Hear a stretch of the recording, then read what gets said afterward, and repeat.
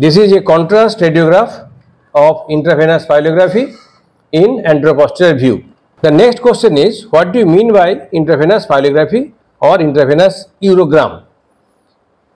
And it is a radiological procedure which is used to visualize the kidney, ureter and urinary bladder by injecting some contrast media into a vein. And what are the uses of this intravenous pyelography? Number one, to observe the anatomy of the urinary tract like the kidney, ureter and urinary bladder. Secondly, to determine the functional status of the kidneys and to note any pathological changes in the kidneys as well. Then I told you one contrast media is used. Which contrast media is commonly used for IVP? And usually Conray 420, which is the preparation of choice, is used for intravenous pyelography, and it is an iodinated contrast media. What is the composition of Conray 420? And it is iothalamate meglumine injection, and it is, I told you, an iodinated contrast media. What are the other contrast media may be used? Conray 280, Conray 480, urographene of different strength, diatrizoids. So many contrast media may be used, but commonly used is Conray 420. But nowadays some non-ionic iodinated contrast media are also being used, and few of these contrast media are Omnipec, Visipec and Ultrafeast. Next question will come, how much dose is used for adult? It is about 50 ml and not to exceed more than 150 ml, and for children it is about 1 to 1.5 ml per kg of the body weight. What are the contraindications of this intravenous pyelography? And first and foremost contraindication is the idiosyncrasy to iodine. There may be iodine sensitivity, so that is one of the most important contraindication. And secondly, the poor renal function may be the second contraindication. And why there so many films are taken? This one, it is controlled. That means before using any contrast media, this film is taken. And here we can see the renal shadow, like soft tissue shadow and also gas shadow. I also described this type of film in my previous video while I was describing the plain X-ray of abdomen in anteroposterior view. It is like that. And after that, the second film, here the intravenous pyelography was done. That means the injection is given into a vein and this contrast media came into the renal system, and here we can see this shadow of the kidney, and this film has been taken 2 minutes after the injection, and this is called nephrogram. Nephrogram means it is the visualization of the kidney shadow, both sides, this one and this one. And difference is that from this film, here you can see more clearly the kidney shadow and here only the soft tissue shadow. No contrast media used, contrast media used.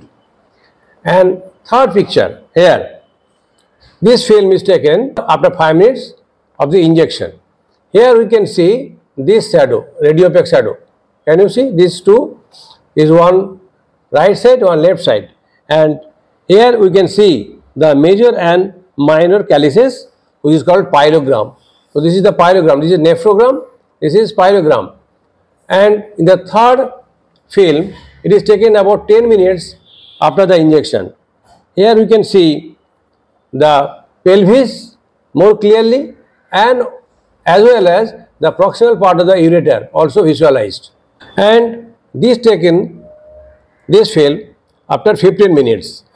Here we can see the major and minor calyces, then ureter. This linear shadow, radiopaque shadow, is the ureter of right side and this is the ureter of left side. Both the ureter are coming down over the tip of the transverse process of the lumbar vertebra, and then it enters into the pelvic cavity crossing over the right and left sacroiliac joint respectively, and then enters into the bladder. So we can see renal pelvis, then ureter, and up to the bladder. And this film, it is a negative film. This is positive film, this is negative film, both are same. And here we can see this radiopaque rounded shadow, it is the urinary bladder, and it is taken after 30 minutes. In that case, you can see the urinary bladder more clearly. And after that, the patient is asked to void urine and another film is taken. So this is the last one, post void X-ray film. Here the contrast media, it is voided during micturition, and now we can see only the pelvic cavity without any radiopaque shadow for the urinary bladder. If I show you another film, this film is similar to the previous film. Here this is a control again, and it is 2 minutes after the injection of the contrast media, it is after 5 minutes, it is after 10 minutes, and it is a full bladder, that means after 30 minutes. Then what feature we can see? We can see, you see after 5 minutes and 10 minutes, we can see the cup sepate area, this one, all these are the minor calyces, cup sepate shadow, and this is major calyx, and after that pelvis of the ureter.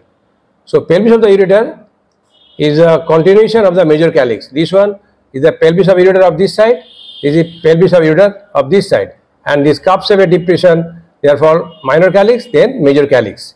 If this dilated duct or dilated calyces are there, this cup sepate depression will be enlarged, and then we will see the clap sepate shadow, not cup sepate, it will be clap sepate, dilated renal pelvic calyceal system in case of hydronephrosis.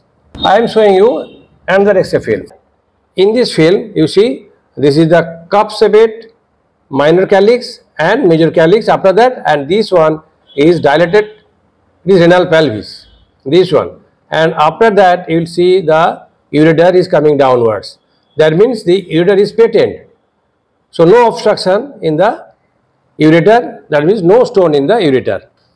And in this film, here you can see this is the pelvis of ureter, this mark is there, pelvis of ureter, here also pelvis of ureter, and all these are the minor calyx and then major calyx, then it is a ureter.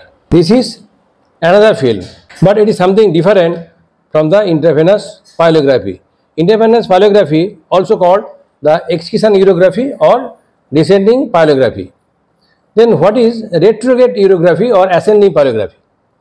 It is a procedure where a attending doctor injects a radio contrast agent, mainly HIPEC 45%, into the ureter by using a cystoscopy guidance to visualize the bladder, ureter, kidney by the X-ray film. Then what we can see here, it is a control, this is full bladder, that means the injected contrast media, it is inside the urinary bladder, and here we can see is the urinary bladder, and this is the injection passing through a catheter entering into the urinary bladder per urethra. So it is a retrograde approach, so it is called retrograde or ascending pyelogram. And here also you can see the same shadow here, the same shadow here, and this is after void called post void. That means after micturition, this contrast media, it is excreted from the urinary bladder. And this particular film taken for micturating cystourethrogram, that means to show during voiding or during micturition, this radiography is taken. So if you asked what do you mean by micturating cystourethography, the answer will be it is a radiographic procedure of taking radiograph of urinary bladder and urethra while the patient voids urine. Now we know what is intravenous pyelogram and what is ascending pyelogram or retrograde pyelogram and what is micturating cystourethrogram.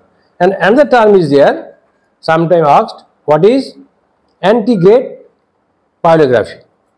Antegrade pyelography means it is an imaging procedure where a dilated renal calyx is punctured percutaneously under a guidance of ultrasonography and a contrast agent is injected. That means there we can bypass the kidney, directly the dye is injected into the renal pelvis. That is called antegrade pyelography. So that's all for the intravenous pyelography.